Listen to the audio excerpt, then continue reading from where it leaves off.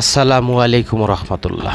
মস করে যে পুঁইশাকগুলো উঠাচ্ছি এটি আসলে বস্তায় পুঁইশাক চাষ করা। আর এই বস্তায় মাত্র 2-1 মুঠ ঘরোয়া জৈব সার ব্যবহার করলেই প্রচুর পুঁইশাক উঠাতে পারবেন। রোগমুক্ত থাকবে আপনার বস্তার পুঁইশাক। বিস্তারিত আপনাদের জানাচ্ছি। এখনও যারা আমার চ্যানেল সাবস্ক্রাইব করেননি, নতুন, তারা অবশ্যই আমার চ্যানেলটি সাবস্ক্রাইব করে নেবেন, বেল আইকনটি চেপে নেবেন পরবর্তী আপডেট দেখার জন্য। বন্ধুরা, বস্তায় কিভাবে মাটি সাজিয়েছি ইতিপূর্বের ভিডিওতে আছে। এখন আপনারা দেখতে পাচ্ছেন এই বস্তায় যে পুঁইশাক দেখতে পাচ্ছেন এটি মূলত 25 দিনের পুঁইশাক। প্রথম পর্যায়ে পুঁইশাকের অবস্থা ভালো থাকলেও দ্বিতীয় পর্যায়ে অর্থাৎ যখন আমি কাটিং করে দিব, এই কাটিংয়ের পর্যায়ে পুঁইশাকের রোগাক্রান্ত অবস্থা হয়েছে।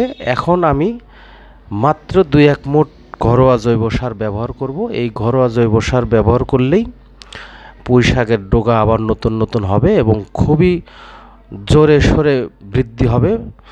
প্রথমত এই পুঁইশাকগুলোর বেশি ডগা হওয়ার জন্য আমি কাটিং করে দিলাম 1G কাটিং, অর্থাৎ যে ডগাগুলো বড় হয়েছে 8-10 পাতা হয়েছে সেই ডগাগুলো আমি কেটে দিব। এরপরে এই বডিতে যতগুলো পাতা আছে এই পাতার গোড়ায় পুঁইশাকের ডগা হবে, কিন্তু শক্তি যোগানোর জন্য সেই ঘরোয়া জৈব সারটি ব্যবহার করতে হবে। বন্ধুরা, ঘরোয়া জৈব সারটি হলো ডিমের খোসার পাউডার। আপনারা ডিমের খোসা প্রথমে সংগ্রহ করবেন এবং রোদে ভালোভাবে শুকাবেন অথবা ভেজে নিতে পারেন।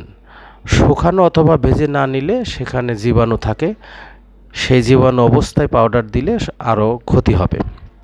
তাই আমি ভেজে একটি হামাদিস্তায় পাউডার করে নিয়েছি। এখন 2-1 মুঠ ব্যবহার করে দিচ্ছি, মাটিতে ভালোভাবে মিশিয়ে দিচ্ছি। যখন মাটিতে দিব তখন অবশ্যই মাটি কিছু ভেজা ভাব থাকতে হবে। সেই সময়ে আপনারা এই ডিমের খোসার পাউডার ব্যবহার করতে পারেন।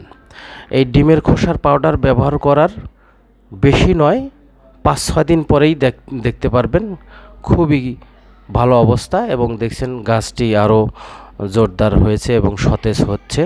প্রচুর ডগা হচ্ছে। যে 2টি ডগা আপনারা মূল ডগা কেটে দিয়েছিলাম সেখান থেকে দেখতে পাচ্ছেন অনেক ডগা এবং প্রত্যেকটি পাতায় ডগা হয়েছে, আরও হবে ইনশাল্লাহ।